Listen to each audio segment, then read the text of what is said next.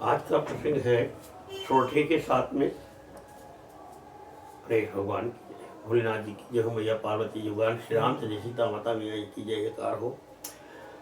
गरल सुधारि पुकरई मिताई, गोपद सिंधु अनल शीतलाई। राम सिया राम जय जय राम। दिशाओं को प्रणाम। गुरु सन कहब संदेश बार बार, पद पद्म गही करब सोई उपदेश जही, न सोच मोही अवधपति। शब्द कह रहे हैं भगवान श्री रामचंद्र जी ने कहा है, बार बार चरण कमलों को पकड़कर गुरु वशिष्ठ जी से मेरा संदेशा कहना कि वे वही उपदेश दें जिससे अवधपति पिताजी मेरा सोच न करें। पुरजन परिजन सकल निहोरी, तात सुनायो बिनती मोरी।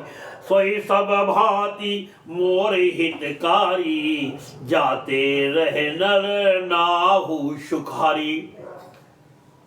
हे तात, सब पूर्ववासियों और कुटुंबियों से निहोरा यानी अनुरोध कीजिएगा करके मेरी विनती सुनाना कि वही मनुष्य मेरा सब प्रकार से हितकारी है जिसकी चेष्टा से महाराज सुखी रहे। पिता के प्रति भगवान श्री रामचंद्र जी का प्रेम। कहब संदेश भरत के आए, नीति न तजिए राज पदु पाए। पालहु प्रजहि करम मन बानी, से मात सकल सब जानी। भरत के आने पर उनको मेरा संदेशा कहना कि राजा का पद पा जाने पर नीति न छोड़ देना, कर्म वचन और मन से प्रजा का पालन करना और सब माताओं को समान जानकर उनकी सेवा करना। और निभाएं भाई, भाइयों को भी न भूल जाना। करी पितु मातु सुजन सेवकाई, तात भांति कही राखब राऊ। सोच मोर जही करे न काऊ। और हे भाई, पिता माता और सज्जनों की सेवा करके भाई पने को अंत तक निभाना है। तात, राजा यानी पिताजी को उसी प्रकार रखना जिससे वे कभी यानी किसी तरह भी मेरा सोच न करें। लखन कहे कछु वचन कठोरा। आगे कह रहे हैं लक्ष्मण जी ने कुछ कठोर वचन कहे, मगर भगवान श्री रामचंद्र जी ने उन्हें वरदान दिया है, मना किया नहीं बताऊंगा। लखन कहे कछु वचन कठोरा, बरज राम पुनि मोहि निहोरा। बार बार निजे शपथ देवाई, कहा बिन तात लखन ललिकाई। लक्ष्मण जी ने कुछ कठोर वचन कहे कि श्री राम जी ने उन्हें बरत कर फिर मुझसे अनुरोध किया और बार बार अपनी सौगंध दिलाई, यानी और कहा है तात, लक्ष्मण का लड़कपन वहां न कहना।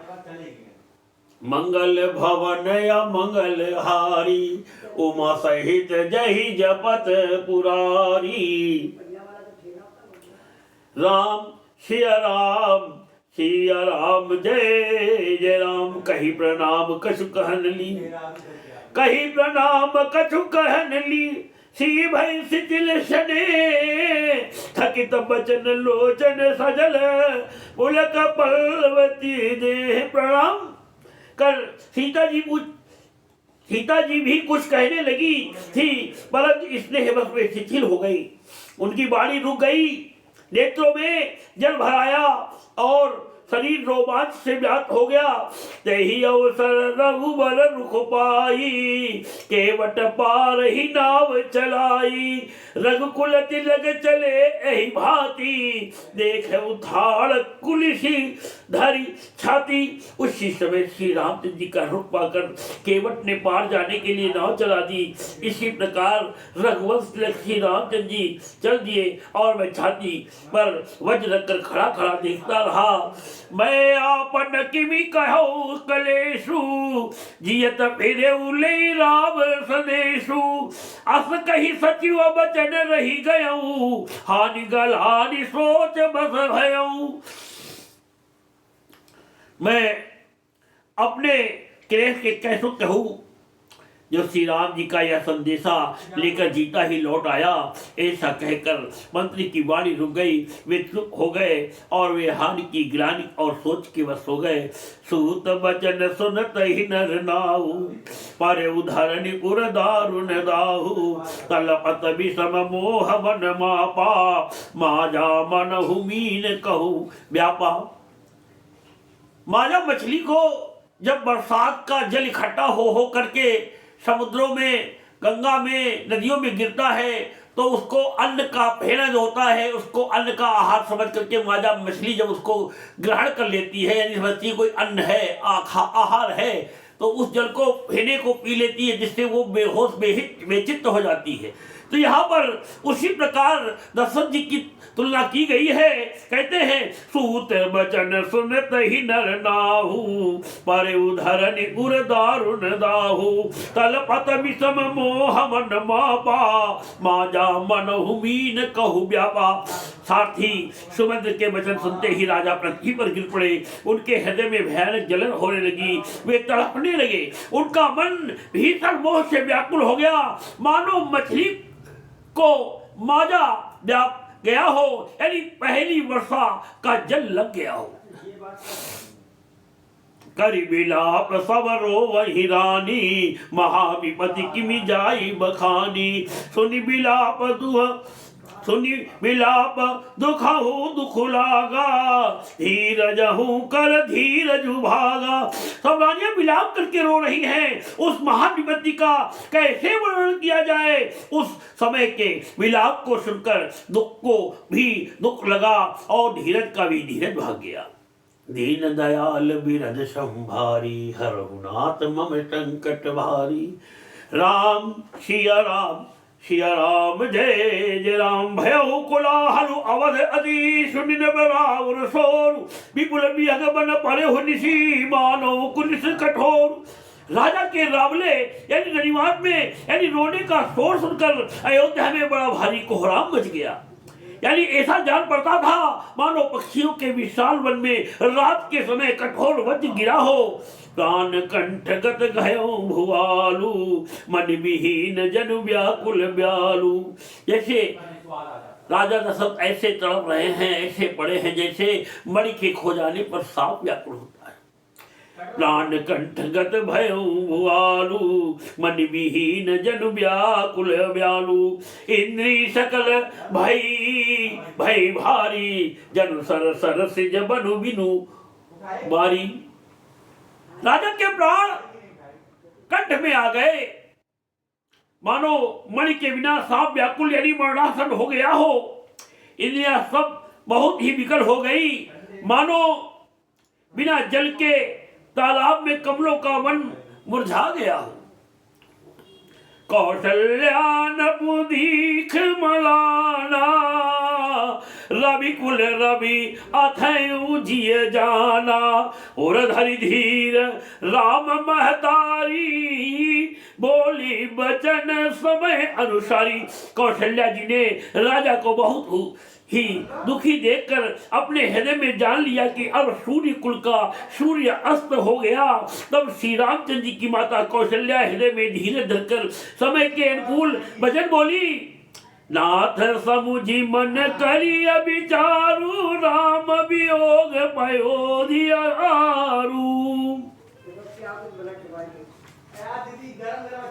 करण धार तुम अवध जहाजू चढ़ऊ सकल प्रिय पथिक समाजू।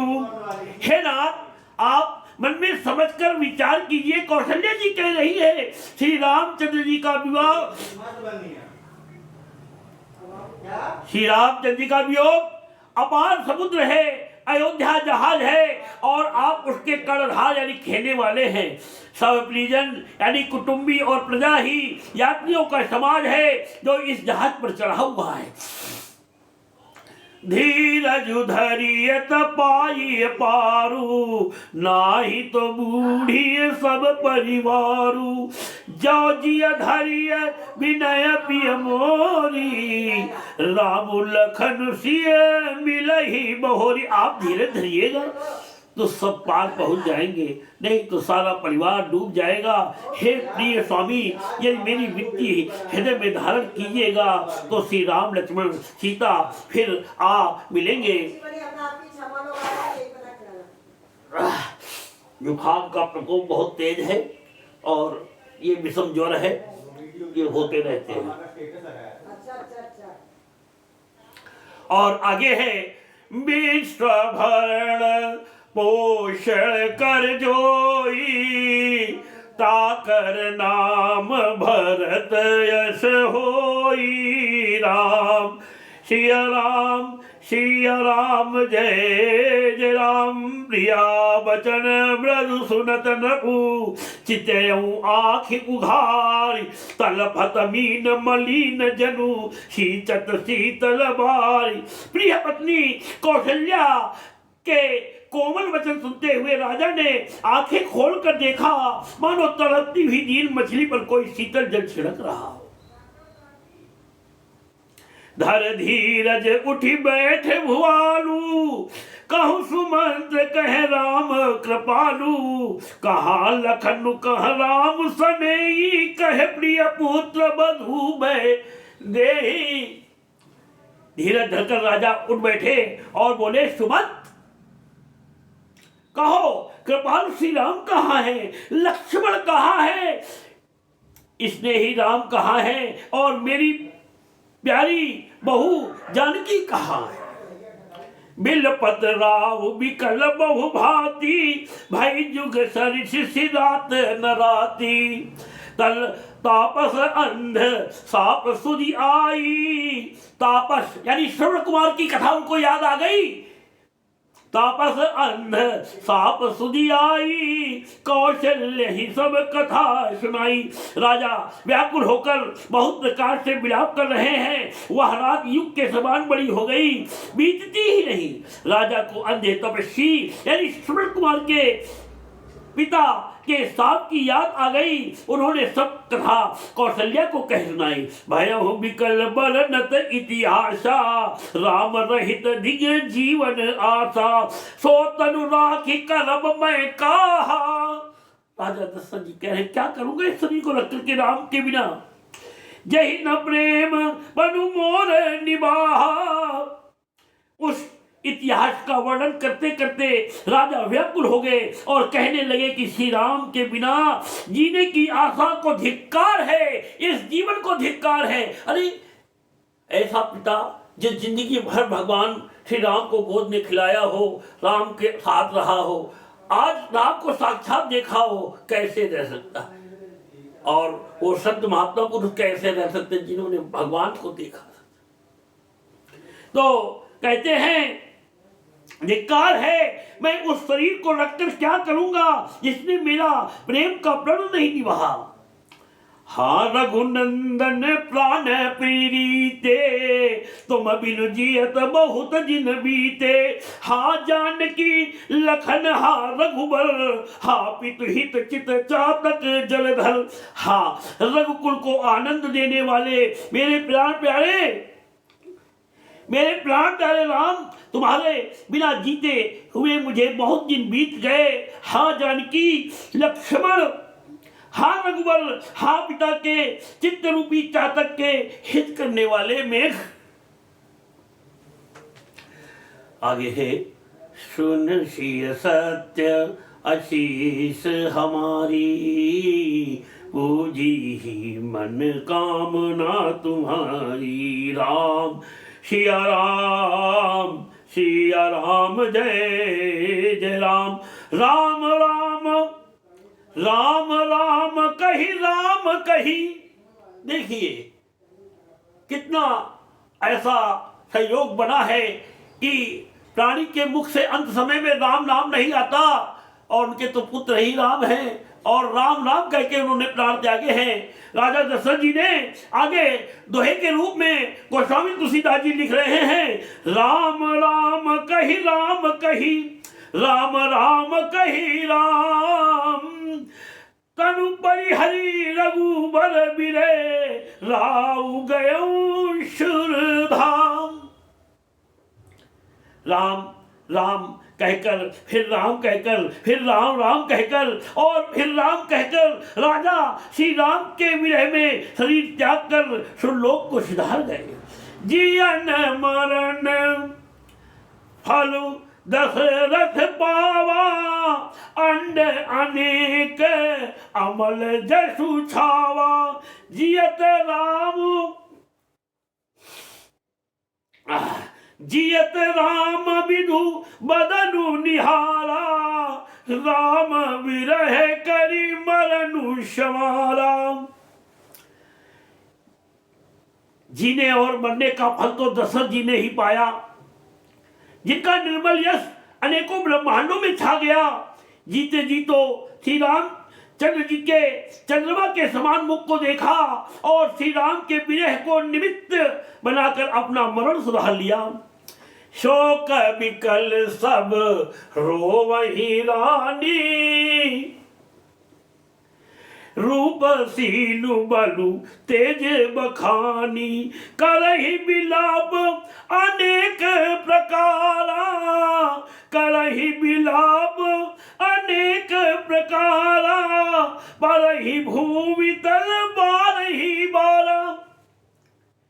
सब रानियां शोक के मारे व्याकुल रो रही हैं। वे राजा के रूप, शील, बल और तेज का बखान कर करके अनेकों प्रकार से विलाप कर रही हैं और बार बार धरती पर गिर गिर पड़ती है। अरे जिनके लिए इंद्र भी अपना आधा सिंहासन बैठने को देता था, ऐसे पृथ्वीपति भगवान दशरथ जी के लिए कौन नहीं दुखित होगा। बिलपहि बिकल दास अरुदासी, घर घर रुदनु करई पुरवासी, अधवाजु भानुकुल भानु, धर्म अवधि गुण रूप निधानु। दास दासीगण व्याकुल होकर विलाप कर रहे हैं और नगर निवासी घर घर रो रहे हैं। कहते हैं कि आज धर्म की सीमा, गुण और रूप के भंडार सूर्य कुल के सूर्य का अस्त हो गए हैं। आज धर्म की सीमा, गुण और रूप के भंडार सूर्य कुल के सूर्य अस्त हो गए। गारी सकल कई देही, नयन विहीन कीन जगते, न गारी सकल कही देही, नयन विहीन कीन जग जेही, अहि विधि बिलपत रैनी बिहानी, आए सकल महामुनि ज्ञानी।